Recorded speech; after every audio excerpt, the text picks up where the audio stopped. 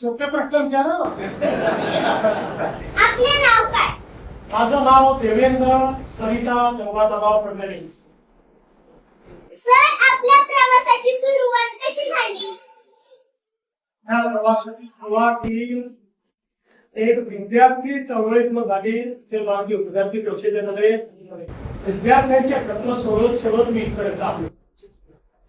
आपल्या सामाजिक कामात कोणती मोठी आव्हाने आली आणि त्यातून आपण कसे मार्ग काढले? कुठल्याही सामाजिक कोणात आव्हान असतातच. जेव्हा तुम्ही समाजात आता काहीतरी करायचं असतं त्यावेळी प्रत्येक ठिकाणी जी व्यवस्था असते ती आपल्याला बदलावी लागते. व्यवस्था बदलताना त्याच्यामध्ये अडचणी येतात. पण आपल्यासमोर किती मूल्यमध्ये आदर्श आहेत. छत्रपती शिवाजी महाराजांचा आदर्श आहे की ते स्वराज्याची स्थापना केली.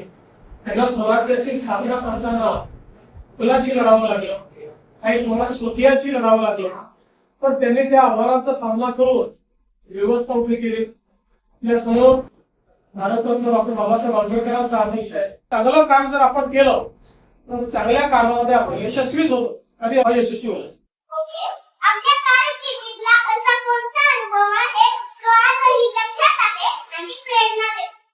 असे खूप अनुभव आहे, पण आजचा अनुभव जास्त लक्षात राहील. तू घेतलेली तुला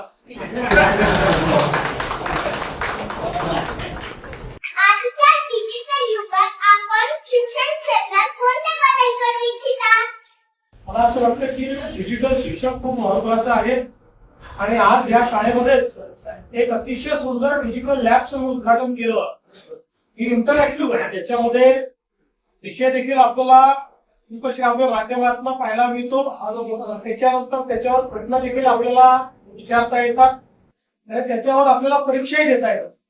मला असं वाटतं की आता डिजिटल युगामध्ये डिजिटल शिक्षण हे अत्यंत महत्वाचं आहे. प्रत्येकाकरता डिजिटल शिक्षणामुळे शिक्षणाची दारं उघडलेली आहेत.